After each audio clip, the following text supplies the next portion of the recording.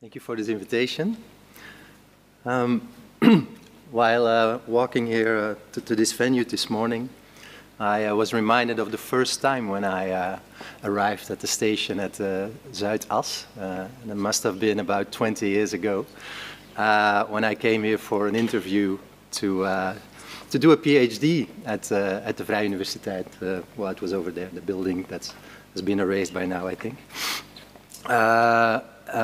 In the Department of Pedagogy. So, the Vrije Universiteit is one of my alma maters, and after my graduation in Leuven, in Belgium, where I was born, I had the occasion to work here on a PhD about young people and their ideals.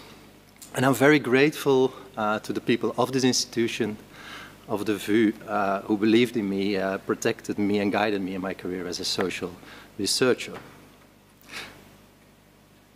And because I still feel connected, it saddened me and it hurt me to hear that the opening of this new academic year at this university, but also at the other university in Amsterdam, had to be securitized. Access controls were held with QR codes, coats and bags had to be kept outside. And these measures were taken because pro-Palestinian demonstrations were expected again this academic year, as was the case before the summer.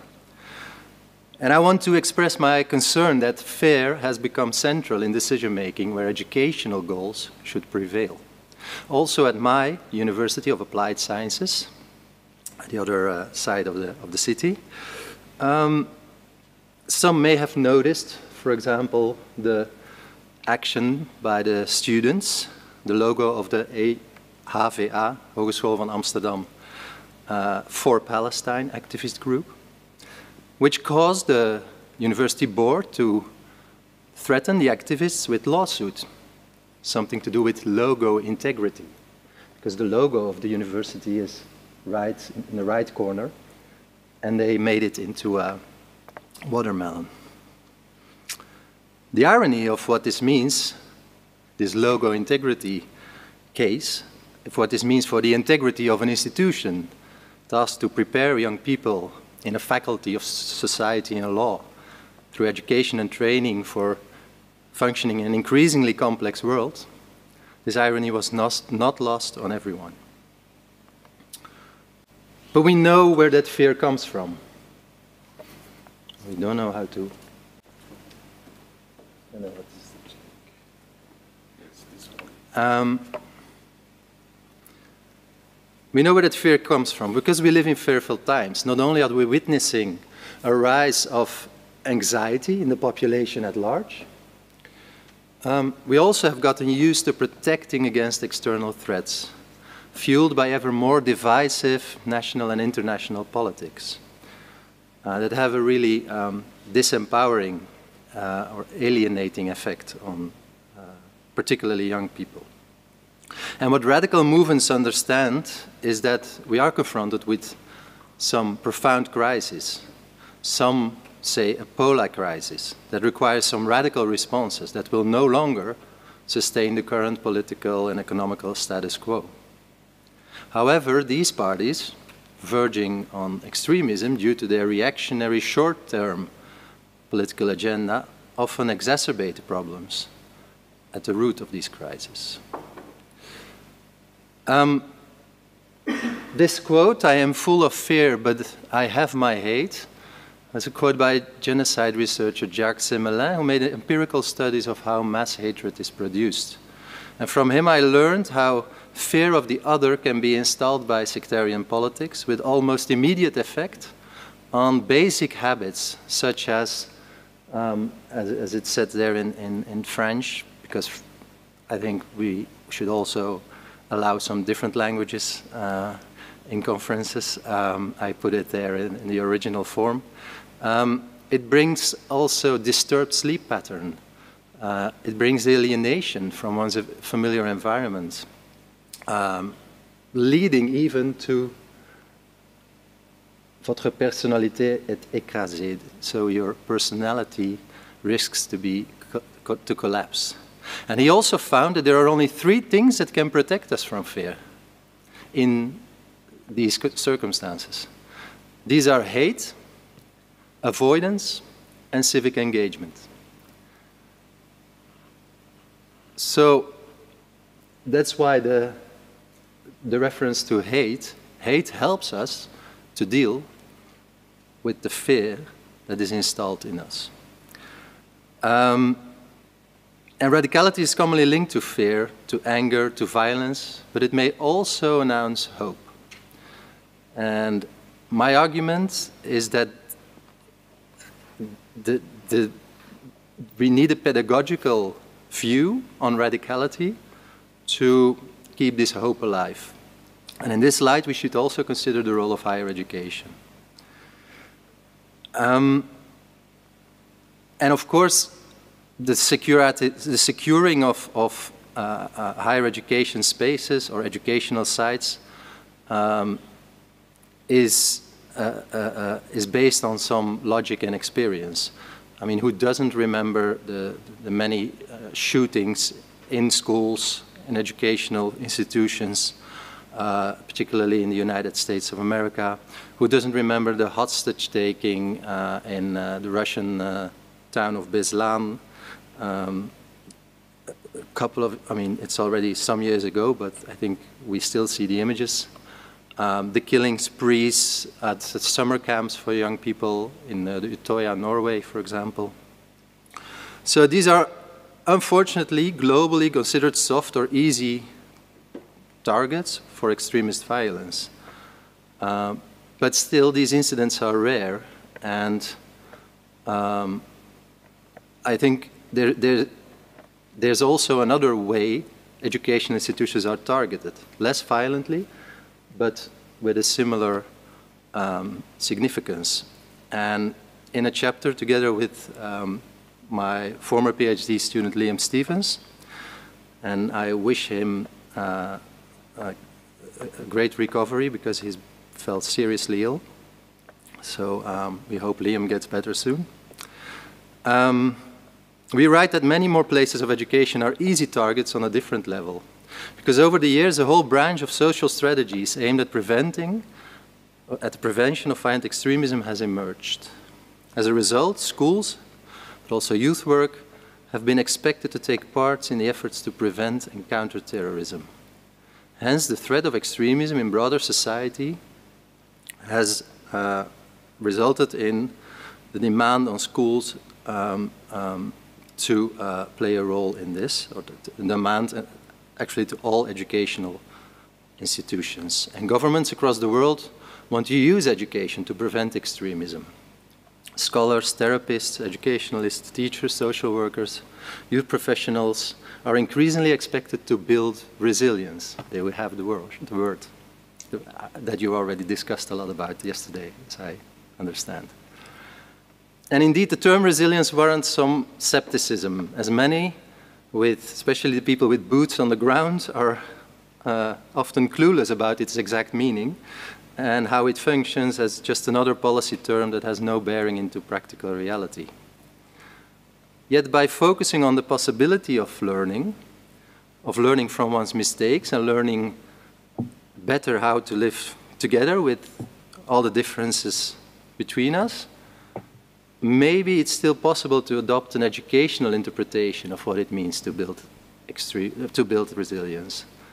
What helps us to become wiser or better equipped with regard to the prevention of extremism? Educational thinkers have discussed and underlined the value of educating against extremism at length. However, the political expectation that education should be able to defeat extremism raises doubts, not in the least because some of these politics may have alienating effect themselves. And too often it is argued preventing extremism in education is approached from a security paradigm, with the central aim being to identify the threat. This paradigm can undermine broader educational goals and pedagogical relationships and lacks a clear educational core.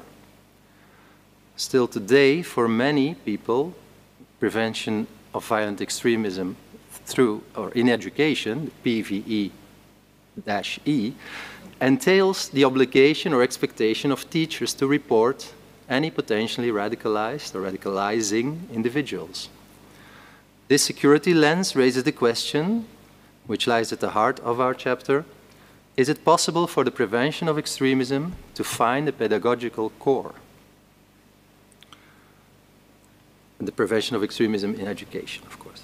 Well, we argue that schools can only contribute to this agenda of tackling extremism if radicalization is considered a socio-pedagogical challenge. That is, if the tackling of radicalization is organized through a pedagogical lens in formal and non-formal educational settings. Now, we need to consider a little bit the definition of radicalization before we go on, because it conceals many divergent practices, and it's important to have a similar idea, but also because definitions can have different purposes in different contexts.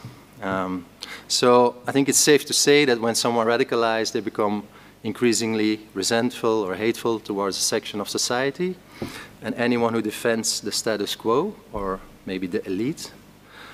However, it's far from clear what process is exactly being suggested by this idea of radicalization. And empirical and theoretical research into radicalization processes has shown that there are many different pathways toward extremism and violent extremism, many of which do not start with ideological affinity or attraction, and do not even necessarily lead to extremist attitudes or an extremist mindset. Young people also join extremist groups without becoming ideological extremists.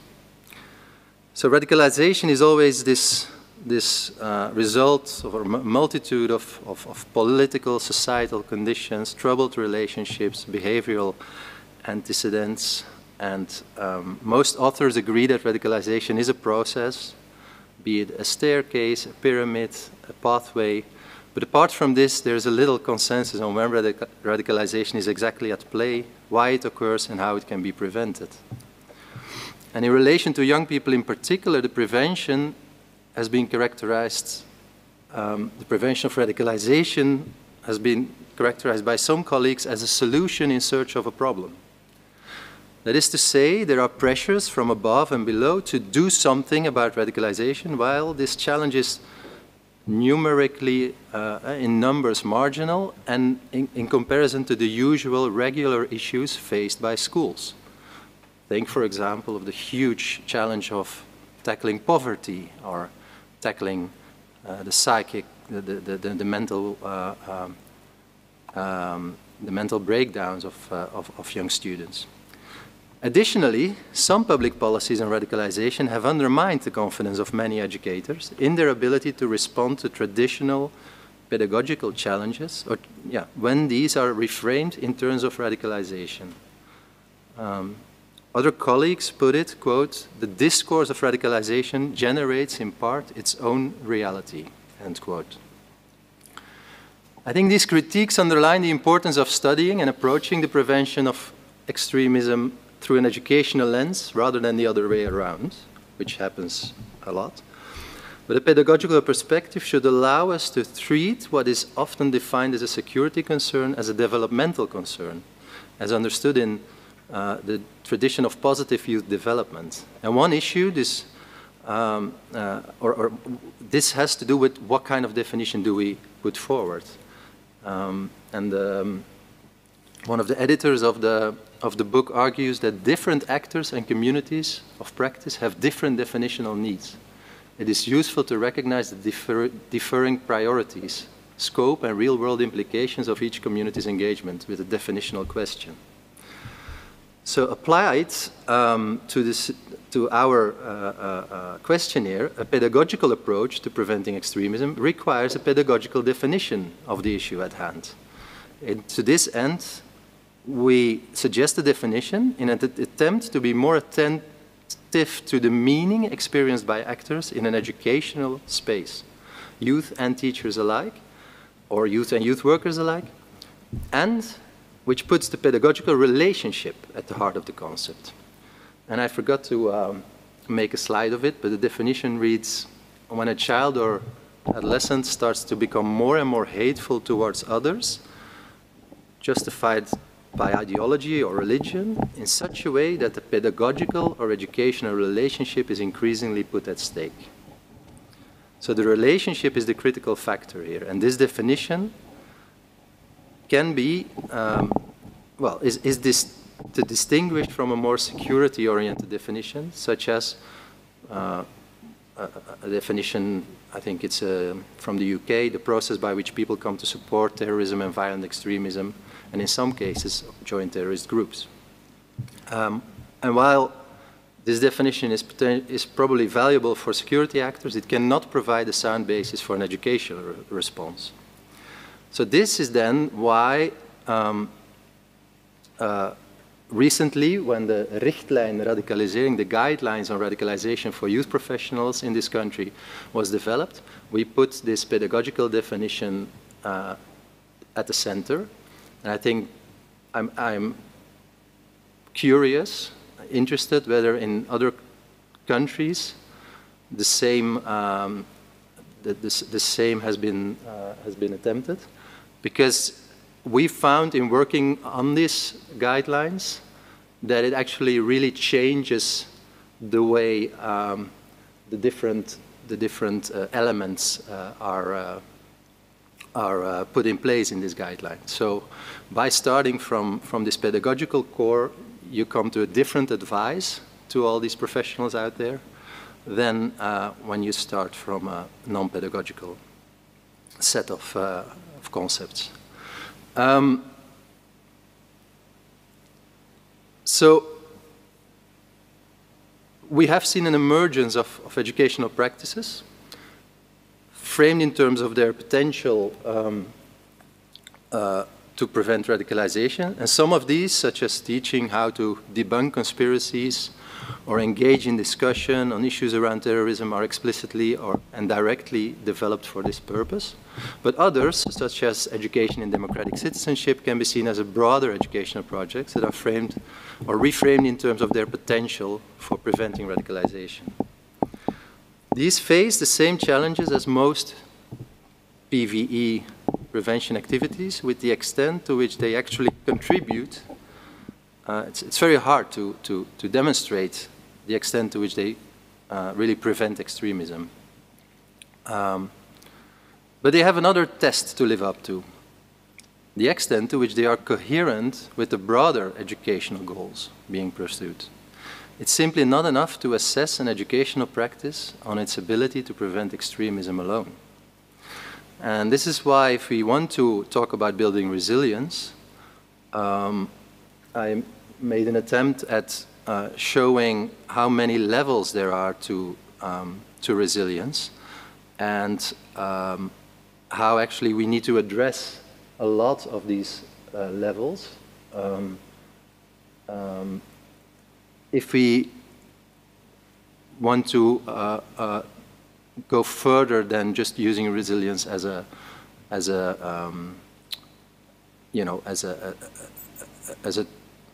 policy term that people don't recognize in their own situation. So, first of all, it's very important to have a positive youth development perspective on the well-being of young people. So it means that we need to invest in activities that allow young people to explore their talents, to explore their voice, to find their voice with regard to the things that matter to them. Not only in offline environments, but also in online environments. So use these different contexts and not focus only on risks. A second level is the meso level, and that's the level where we see the impact of, for example, structural challenges such as racism, discrimination, but also the stress to do well at school, or financial troubles. There's been a real rise in this country of young people with debt, and these are not always very big debts or deep debts, I don't know how you say it, but but when you don't act on them, they become higher in a very quickly, and then they become more and more in trouble. And when you signal the problem that you have these debts that you can't pay back immediately to, for example, a municipality. What is often done, the practice is often that from the municipality, the young person would hear, yes, but your problem is not big enough yet. So try to solve it in your own environment. This is, of course, very counterproductive. So when talking about these levels of resilience, I think we should definitely not forget this meso level. And of course, macro, we should have attention to the big crises out there at the moment in our society, the political shifts that are taking place, the geopolitical, of course, with the violence and the undermining of international law. These are all very important factors that can make young people distrustful towards authorities and have, find some recognition in radical movements. So back to my line of thoughts, we've seen a lot of theoretical debates on the value of education in countering radicalization. And we've seen this from empirically based theories on the process of radicalization on the one hand, and on the other hand of very philosophical sociological examinations on the other hand. And only recently a more pedagogical line of investigation has been initiated towards a more comprehensive pedagogical or educational account of what extremism means to education. And this educational account requires, well,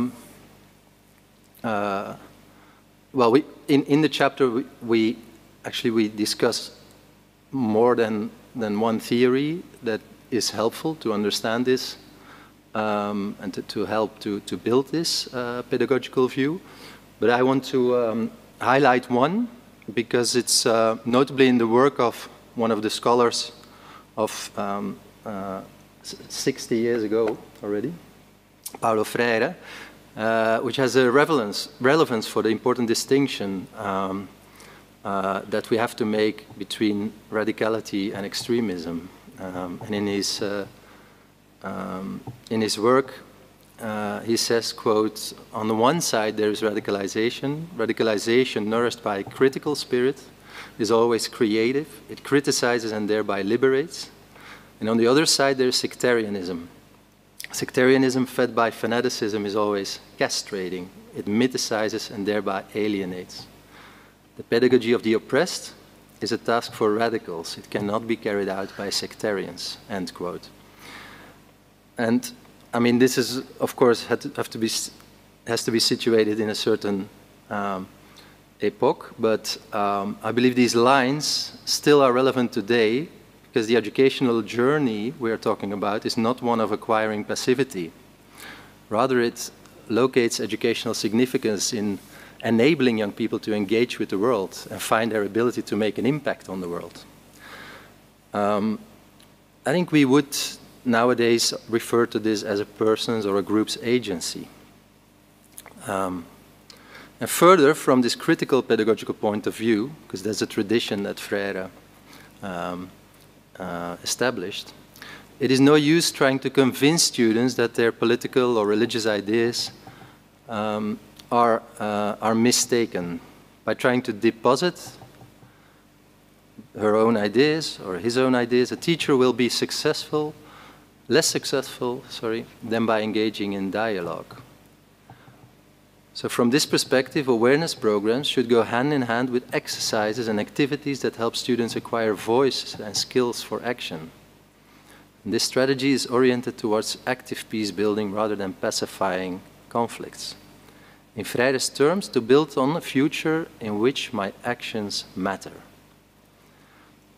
And considering these ideas, we see a broadening of the role of education relevant to extremism.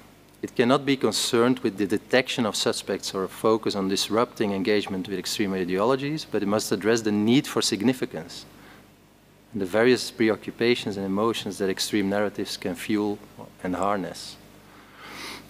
in the works on critical pedagogy, we find insights into the kinds of educational experiences that can foster a broader and more flexible mindset, while also retaining the educational significance of the kind of radicalism in young people that refuses to be okay with the perpetuation of injustice. Indeed, get up, stand up. Stand up for your rights.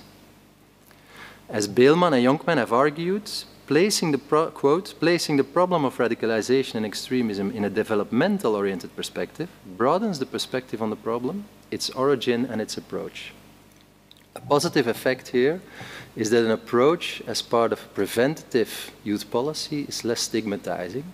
Moreover, for signals of radicalization and extremism, as well as for underlying factors found, the outcome does not obviously funnel towards one specific problem, but rather keeps the broad development of young people in mind and relates it to social, relational, and individual factors. More than its focus, end quote, sorry. More than its focus on prevention suggests, this developmental perspective displaces threat as the organizing principle and instead puts growth at the center of its attention. So I'm coming to my conclusion now. Some implications of a socio-pedagogical outlook on preventing extremism. As Kruglanski said, the need for significance has to be satisfied in socially constructive ways. So we need to be careful not to create loss of significance by promoting prejudice and inequality against certain groups. Another recommendation is to emphasize narratives that are generally accepted, compelling, and delivered by charismatic communicators who promote these constructive ways of gaining significance. So, positive influencers. And finally, governments should create movements in which people will be accepted, revered, and respected for counter-violence activities. These are all the words of Kruglanski. Now, to build resilience, young people benefit from acquiring effective coping mechanisms. Right? I think what we've seen over the past year is a high level of distress amongst young people, especially with a bicultural background in this country, who couldn't anymore deal with what they were seeing on their timelines. So one of the things that we can how to help these young people is to suggest that they don't watch war reports on their social media before they go to sleep. So have a news diet for a while, which is kind of a paradox, because I remember when I started teaching in this field, one of the first questions I asked to the students was who watches the news, who reads newspapers? And that's actually something I learned from one of my professors who had a lot of influence on my thinking, Misha de Winter, who always tried to invite the young students of pedagogy into the world by asking them how they relate to the things that were happening in the world. But these days, we see actually that this has become a lot more complicated to demand of our students to follow the news, because some students are really becoming sick from following the news. And they have a very unhealthy way of following the news, to put it mildly. So, coping mechanisms. But at the same time, there should be room for resistance. There should be room for young people to refuse the adult solutions or the adult cures for their problems. There should be some space for them to dissent and to come up with other responses than the one that we expect them, than the one that we think are best for them. And that is where the room for radicality should be carved out in a way. And we see this evident in the rise of radical politics, that this is very, there's a lot of traction on young people. But we also have evidence from earlier work on extremism that if we do everything to erase this space for radicality, we actually erase the educational space itself. So the occurrence of radicalization from a pedagogical point of view is an educational opportunity to teach about diversity, democracy, the rule of law, freedom of speech, freedom of religion. And it is most successful, this has been examined by Lynn Davies, amongst others, is most successful when a program is non-prescriptive, not moralizing, but leads to independent thinking and reflection on ethical dilemmas and concerns. When learners are listened to, she quotes, young people may demonstrate an understandable preoccupation with victimhood, something that we find also in the work of Kassam. But rather than dismissing these concerns, the more pupils' realities or victimization is acknowledged, which doesn't mean necessarily solved, the less they will be grabbed by fantasies of revenge and persecution. For example, talking to kids about the threat of terrorism will have little impact unless their own feelings or lack of protection in their lives is addressed, especially in disadvantaged neighborhoods, where families have a higher chance of being terrorized by tax agencies or by police officers who make difference based on people's ethnical origins. Hence, effective educational PVE programs do not only warn against false claims and delusional ideologies, they also address the underlying grievances of students who may have good reasons to not to trust the authorities' interference with what they think. And Davies formulates another compelling advice. She says it has to be, this kind of work has to be wary of the notion of an intervention, with the implication of a one-off attempt at interrupting a negative pathway towards radicalization. No, it should be more about building a permanent culture in schools, where resilience to extremism is just one aspect of a fuller learning of rights, of history, religious and ethnic conflict and community dynamics. In other words, prevention of extremism rather than incidental interventions or specific programs, although they can be helpful, requires sustained attention to the quality of the ethos of the school. This is the way we discussed this in the context of the RAN, Radicalization Awareness Network, a couple of years ago. This is actually the words that the school leaders found most fitting, the ethos of the school. Investing in the ethos of the school will give you the sort of basis to work on, to also work on to counter extremism in the school. As an alternative to the narrow security approach, schools may become places where all students can discover a sense of purpose, share and explore their ideals and identities without fear of ridicule, come to realize that the school cannot accept everything that they may value, which is also very important to learn, and through this learn to take into account the wide array of interests and values held by other students and in society at large. And having said this, because I've been talking a lot about schools, PVE is not just about schools. And what I showed here already proves this, because talking about guidelines for youth professionals, when we were drafting this document, we've found that particularly the people who are expected to work with these guidelines have hardly any experience with tackling radicalization.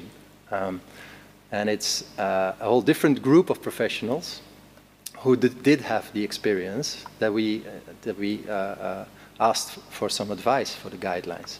So there's a little bit of a mismatch there, you could say. And this group of professionals were the social professionals, social work professionals, the youth workers.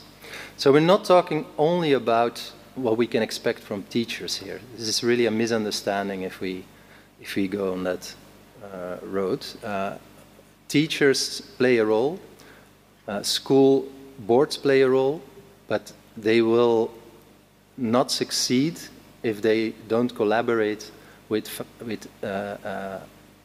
partners outside of the school who know the neighborhood, who know the families, who know what kind of conflicts are taking place online while all teachers are asleep. And also because, of course, schools have too much on their plate. It's not only because they don't see certain stuff, it's also because we are asking a lot of schools these days.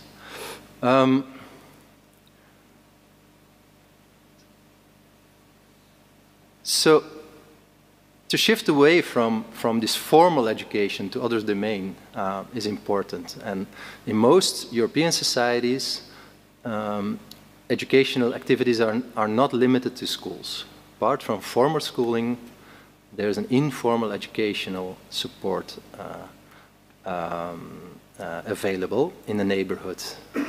And especially the non-formal educational workforce that specializes in organized open access youth work, so based on voluntary participation. They organize a lot of service learning. They run social movements. They often have their own training structure. So that's where we also want to be, where our PVE efforts should go. Youth workers who understand the lives of children and youth from the inside can act as benign recruiters for a better future. They are the living proof, if they have, in some cases, that the best primary prevention against violent radicalization is often not labeled as such. So while this term prevent is understandable, our work also confirms that PVE should focus less on what students should not become and more on what they can actively become. And now I will go to my real conclusion. Future research on the role of education against extremism takes this critique on secularization seriously and builds on the proposed, what I called re-pedagogization, so the re-radicalizing energy that we can expect from young people who are really committed to a better world. If the study or the prevention of radicalization is organized through a pedagogical lens, in formal and non-formal educational settings, then teachers, school staff, youth workers and citizens will contribute more to the developing knowledge base and feel more respected in these challenges, these big challenges. But we need to be careful to not do this over their heads. We've seen this happening a couple of times. And that is why municipalities are also so important, because they can draft policies together with their citizens and come with, with a policy that is really context, that matches the context in their own communities. And we want these professionals to acquire more skills to make a real difference in the lives of their pupils and young people. But therefore, we also will need to give more support for the people in these educational professions. And it calls on us to ask the question, what forms of professional development do educators wish to have so that they can make sound pedagogical choices when seeking to address issues relevant to extremism in their practice? And for example, the distinction between support for violent and non-violent radicalism can be one of these, very important topics to work with and to train people in understanding that this desire for radicality doesn't mean that young people have all become extremists overnight.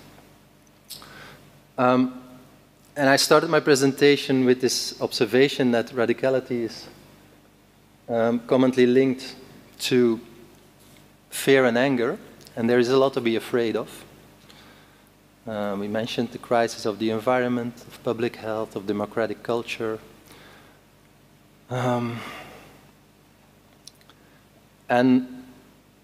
yeah, as I said, it's to be expected that these trigger some radical responses in which the current political and financial status quo is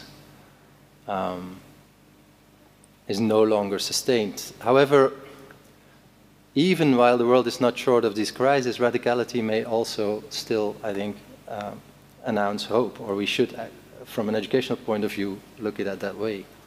Activism and idealism are both characterized by extreme preoccupations, if you look from the non-activist or the non-idealist point of view. And we can ask teachers to leave some space, teachers, youth workers, to leave some space for the possibility of radical change as an outcome of a learning process. And initiatives such as the Schools for Strike for the Climate in Scandinavia, or the Black Lives Matter movement, were only possible through a non-compromising stance of the young people involved. And educators can trust that skillfully carving out space for this dialogue